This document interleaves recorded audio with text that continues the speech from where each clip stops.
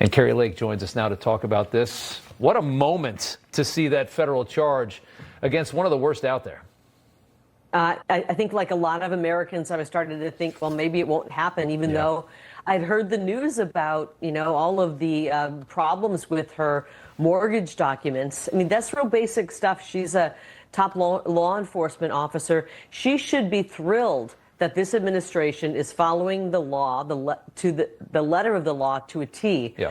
And the good news is I actually think that Tish is going to look really good in orange.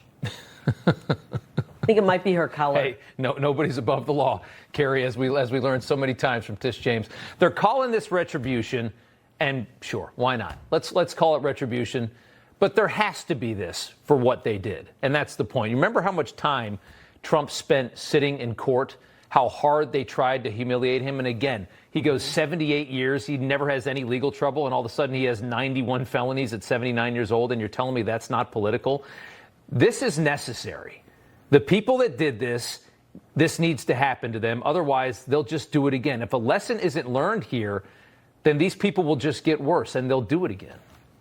Well, I don't think it's retribution at all. I think it is law and order. It's justice. There was a wrongdoing here. It sounds like it's a solid case. We're going to get more information as the days unfold. And I think it's going to be an open and shut case, a real easy one. It's all there in the documents, and nobody forced anybody to sign a document. And so when you fill out these documents, it's really hard to prove otherwise that you're innocent when, in fact, the evidence is right there in front of you.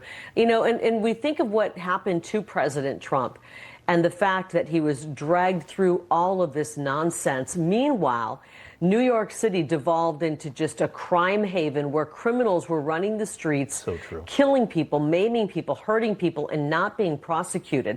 Maybe the good news is that when Tish does go to prison, there's going to be no criminals there because she didn't help lock any of them up. But I know that we are going to start locking people up who are doing wrongdoing in places like New York, in places like Chicago, LA, and other crime-ridden cities.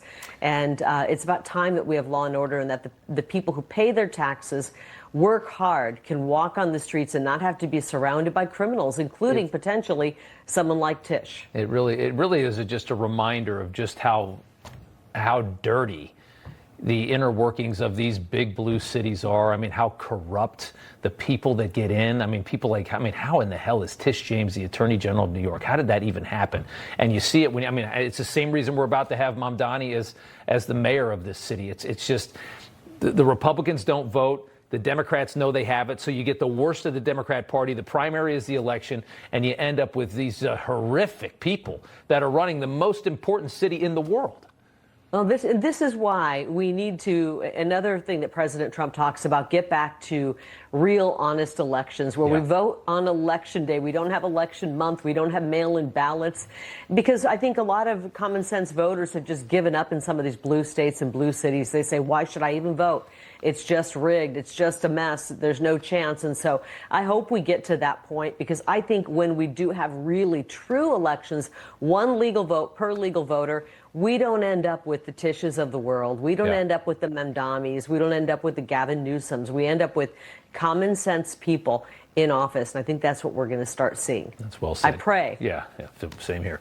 Kari Lake, good to see you. Thanks so much.